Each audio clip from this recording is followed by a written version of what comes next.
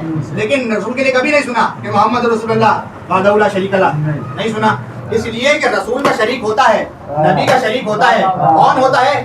اللہ نے کہا کہ موسیٰ کو، جناب موسیٰ کے بھائی ہارون کو اللہ نے کیا کیا؟ جانشین بنایا۔ کس کا جانشین؟ جناب موسیٰ کا جانشین۔ تب سمجھ میں یہ آیا کہ جب اللہ نبی کو فرعون کے دربار میں بھیجتا ہے تو جانشین بناتا ہے، بھائی کو وہ رسالت میں شریک ہوتا ہے۔ تو بس اتنی سی بات تو ہے کہ جس طریقے سے جناب ہارون جب فرعون کے دربار میں گئے تو شریک رسالت بن کے گئے، اللہ نے شریک بنایا۔ اسی طریقے سے جب شہزادی زینب سلام اللہ علیہا یزید کے دربار میں آئیں تو ایک مرتبہ شریک رسالت حسین بن کر آئی ہے۔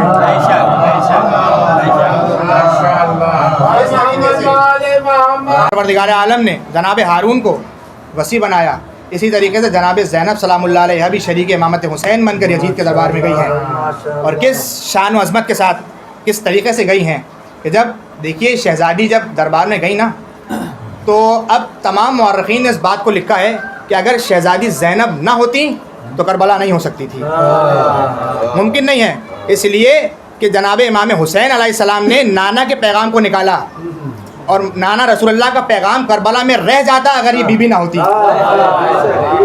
اگر یہ بی بی نہ ہوتی تو رسول اللہ کا پیغام عرب کے ریگستانوں میں دفن ہو جاتا۔ اس پیغام کو نکال کر لائے ہیں امام حسین، اور اس پیغام کو آگے بڑھانے والی ہیں شہزادی سلام اللہ علیہا۔ دیکھیے جب پروردگار عالم نے جتنے بھی انبیاء آج تک آئے، جتنے بھی انبیاء آئے، جناب آدم سے لے کر جناب خاتم تک جتنے بھی انبیاء آئے، ان کے آنے کا مقصد کیا تھا؟ ہدایت مقصد تھا۔ جتنے بھی انبیاء آئے وہ دین اسلام لے کر آئے، لیکن دین اسلام آ تو گیا، ہدایت ہو تو گئی، لیکن دین اسلام محفوظ نہیں ہوا۔ یعنی جتنے بھی انبیاء آئے وہ دین اسلام لے کر آئے، بے شک لے کر آئے، لیکن انہوں نے دین کو مکمل نہیں کیا۔ دین مکمل ہوا ہے تو غدیر کے اندر مکمل ہوا ہے، غدیر میں بھی دین مکمل تو ہو گیا لیکن محفوظ نہیں ہوا۔ دین دیکھیں تین مرحلے، دین آیا، مکمل ہوا، اب بات ہے محفوظ ہونے کی۔ غدیر میں بھی دین مکمل تو ہو گیا، بابا کے اعلان ولایت کے بعد دین مکمل تو ہو گیا لیکن محفوظ نہیں ہوا۔ اس دین کو محفوظ کیا ہے تو کربلا نے محفوظ کیا ہے، اس دین کو محفوظ کیا تو شہزادی سلام اللہ علیہا نے محفوظ کیا ہے۔ یہی وجہ ہے کہ جب شہزادی کی شادی ہوئی، جناب عبداللہ ابن جعفر طیار، جناب عبداللہ ابن جعفر طیار، جناب عبداللہ کے بارے میں لکھا ہے کہ جناب عبداللہ عرب کی وہ جلیل القدر شخصیت تھے، اس قدر جلیل القدر صاحب دولت تھے کہ جناب عبداللہ کے بارے میں لکھا ہے کہ کائنات کی کوئی شے ایسی نہیں تھی جو عبداللہ کے گھر میں موجود نہ ہو۔ صاحب وقار ہیں کہ کوئی ایسی شے نہیں ہے کہ جو عبداللہ کے گھر میں موجود نہ ہو۔ تو جب شہزادی کی شادی ہوئی تو ایک مرتبہ شادی کے دوسرے دن عرب میں یہ دستور ہوتا تھا کہ بزرگ خواتین آتی تھیں اور آنے کے بعد پوچھتی تھیں۔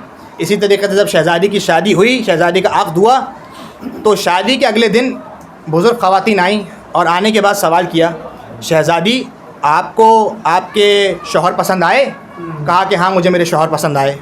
کہا شہزادی آپ کو آپ کے شوہر کا گھر پسند آیا؟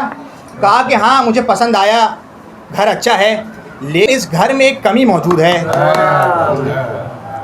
عجیب بات ہے، کس کے لیے کہا؟ جناب عبداللہ کے گھر کے لیے، یعنی یہ وہ گھر ہے کہ کائنات کی ہر جائز نعمت عبداللہ کے گھر میں موجود ہے، لیکن شہزادی کہہ رہی ہیں کہ اس گھر میں ایک چیز کی کمی ہے۔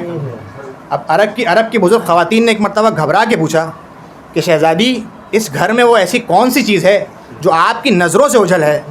کون سی ایسی چیز ہے کہ جو آپ کی نظروں سے غائب ہے، آپ کو نظر نہیں آتی؟ تو ایک مرتبہ رو کے کہنے لگی کہ اس گھر میں میرے بھائی حسین کی بہت کمی ہے،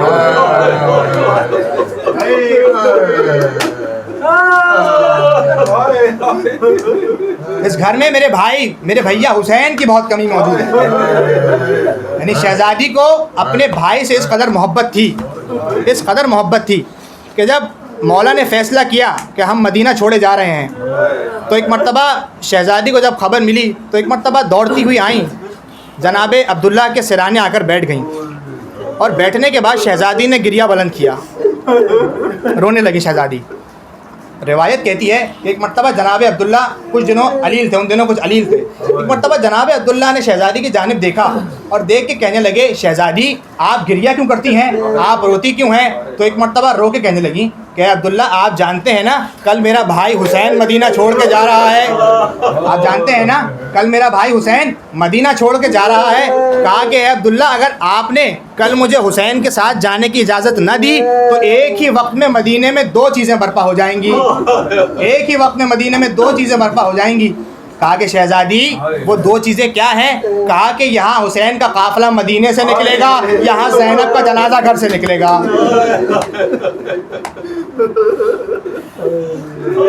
یہاں حسین ابن علی کا قافلہ مدینے سے نکلے گا، یہاں زینب کا جنازہ گھر سے نکلے گا.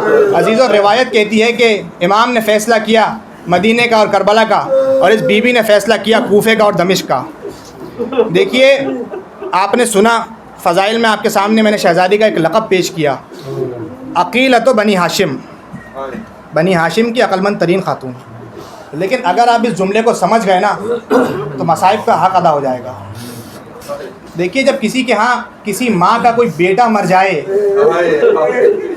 کسی ماں کا کوئی لال مر جائے تو اس ماں کی یہ حالت ہوتی ہے کہ وہ اپنی آدھی عقل کھو بیٹھتی ہے، اس کو احساس نہیں ہوتا، اس کو اتنا قدر صدمہ پہنچتا ہے کہ وہ بھول جاتی ہے، سب کچھ بھول جاتی ہے. لیکن میرا سلام ہو اس بی بی پر کہ جس نے اپنے 18 جوانوں کو نو کے نیزہ پہ دیکھا. میرا سلام ہو اس بی بی پر کہ جس نے اپنے 18 جوانوں کو نو کے نیزہ پر دیکھا. ایک طرف علی اکبر کا سر ہے، ایک طرف عباس ابن علی کا سر ہے، ایک طرف اون و محمد کا سر ہے، ایک طرف قاسم کا سر ہے. عزیزو روایت یہ کہتی ہے، مختصر سی روایت ہے، سن لیجئے اور آپ کی زحمتیں تمام. روایت کہتی ہے کہ جب یہ لٹے ہوئے اہل حرم کا قافلہ دربار شام میں داخل ہوا ہے نا، اس قدر شان سے یہ قافلہ آیا ہے دربار شام میں کہ ایک مرتبہ جب یہ قافلہ آیا تو تمام بیبیوں کے شانوں میں رسن بندھی ہوئی ہے، تمام بیبیوں کے شانوں میں ایک رسن بندھی ہے. اور جب شہزادی آئیں دربار میں تو اس جاں و حشم کے ساتھ آئی ہیں، اس بابا کی جلالت کے ساتھ آئی ہے. یہ روایت یہ کہتی ہے کہ جب تمام بیبیوں کا شانہ بندھا ہوا ہے نا تو ایک مرتبہ ابن زیاد ملعون تخت نشین تھا، ایک مرتبہ جلاد سے کہنے لگا کہ یہ بیبیاں جھکی ہوئی کیوں ہیں؟ تو جلاد نے کہا کہ اے امیر ان بیبیوں کے شانوں میں جو رسن بندھی ہے نا وہ قصب وہ رسن جو ایک 5 سال کی بچی کے گلے میں بندھی ہے. اگر لمحے بھر کے لیے بیبیاں سیدھی کھڑی ہو جائے تو اس بیبی کا دم گھٹ جائے. لمحے بھر کے لیے بیبیاں اگر سیدھی کھڑی ہو جائیں تو اس بیبی کا دم گھٹ جائے. عزیزو روایت یہ کہتی ہے، مقتل کے جملے ہیں کہ ایک مرتبہ ابن زیاد نے حکم دیا کہ اب مجھے ایک ایک بیبی کا تعارف کروایا جائے، اب مجھے ایک ایک بیوی کا تعارف کروایا جائے. جلاد ایک لمحہ ایک مرتبہ آگے بڑھا، ایک ایک بیوی کا تعارف کروانا شروع کیا، ایک ایک بنی ہاشم کی عورت کا تعارف کروانا شروع کیا. آپ بہت غیرت مند ہیں لیکن اگر آپ کی ناموس کا نام 2 مردوں کے سامنے لے لیا جائے تو نہ جانے آپ کی کیا حالت ہوگی. لیکن یہ کلیجہ تھا میرے بیمار امام سید سجاد کا کہ جو راہ کوفہ و شام میں علی کی بیٹیوں کا نام سنتا آ رہا ہے. ایک مرتبہ صدا دی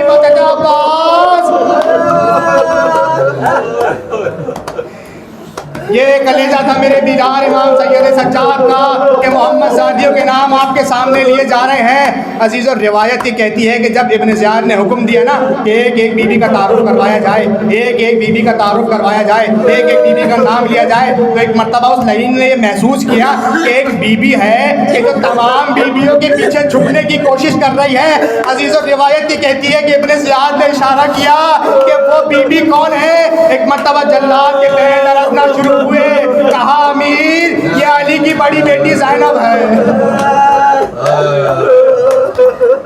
امیر یہ علی کی بڑی بیٹی زینب ہے. ایک مرتبہ ابن زیاد نے کہا کہ زینب کو میرے سامنے لایا جائے. جلاد آگے بڑا تازیانہ لے کر، لیکن شہزادی کو یہ گوارا نہ تھا کہ ان کی وجہ سے کسی بیوی کو تازیانہ مارا جائے. مرتبہ شہزادی اپنے مقام سے بلند ہوئی اور بلند ہونے کے بعد شہزادی نے اپنا تعارف کروایا. کہا میں کنبے کی رہنے والی ہوں، محمد کی بڑی نواسی ہوں، زینب میرا نام ہے، بھائی کو رو کے آئی ہوں. اے ابن زیاد تم مجھ سے کیا پوچھنا چاہتا ہے؟ اے ابن زیاد تم مجھ سے کیا پوچھنا چاہتا ہے؟ بس یہ تھا کہ ایک مرتبہ اس دربار کے اندر رسول اللہ کا ایک بوڑھا صحابی بیٹھا ہوا تھا. عجیب و غریب روایت ہے، اگر آپ نے محسوس کر لیا اس دربار کے اندر رسول اللہ کا ایک بوڑھا صحابی بیٹھا ہوا تھا، نام ہے عبداللہ ابن عفیف کندی، یہ نابینا ہیں، رسول اللہ کے صحابی ہیں، مولا علی کے بہت اچھے دوست ہیں۔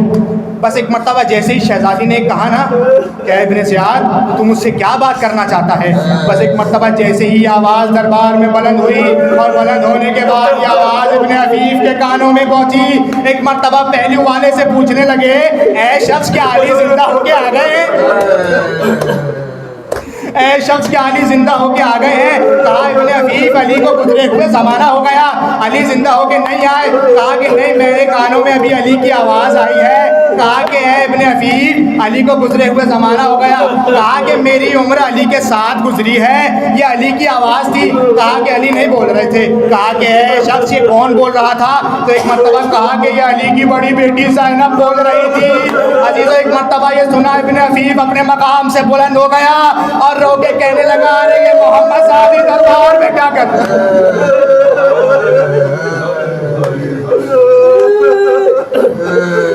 ایک مرتبہ بلند ہو گیا اور رو کے کہنے لگا ارے یہ علی کی بیٹی دربار میں کیا کر رہی ہے؟ عزیز اور روایت یہ کہتی ہے کہ ایک مرتبہ ابن عفیف نے کہا ابن زیاد خدا تجھ پہ لعنت کرے کہ تم محمد صاحبیوں کو دربار میں لے آیا، علی کی بیٹیوں کو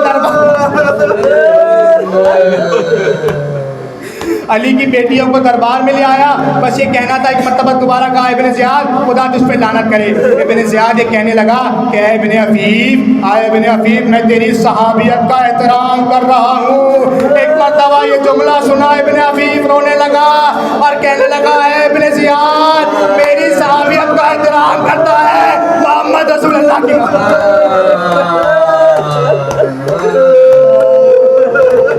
آئے ابن زیاد میری صحابیت کا احترام کرتا ہے، علی کی بیٹی دربار میں کھڑی ہے۔ بس جب دو مرتبہ کہا کہ خدا تجھ پہ لعنت کرے، ایک مرتبہ ابن زیاد کو جلال آیا، جلاد کو کہا کہ اس بوڑھے کی گردن قلم کر دی جائے، سارے دربار اس کو قتل کر دیا جائے۔ تو ایک مرتبہ جلاد جب آگے بڑھا تو ابن عفیف کے قوم والے اس دربار میں بیٹھے ہوئے تھے۔ آخری جملہ، ابن عفیف کے دربار والے اس دربار میں بیٹھے ہوئے تھے۔ ابن عفیف کے قوم والے ایک مرتبہ آگے بڑھے، تلواروں کو نیام سے نکالا اور نیام سے نکالنے کے بعد کہا کہ اگر کسی نے اس بوڑھے کو ہاتھ لگایا تو ہم اس دربار میں خون کی ندیاں بہا دیں گے۔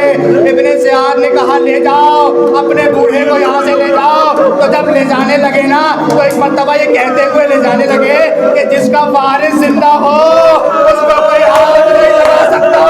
ایک مرتبہ شہزادی نے مدینے کا رخ کیا اور فریاد کی نانا آج وہ وقت آ گیا ہے کہ جب صحابی کی مدد کرنے والے آ جائیں اور نواسی زندہ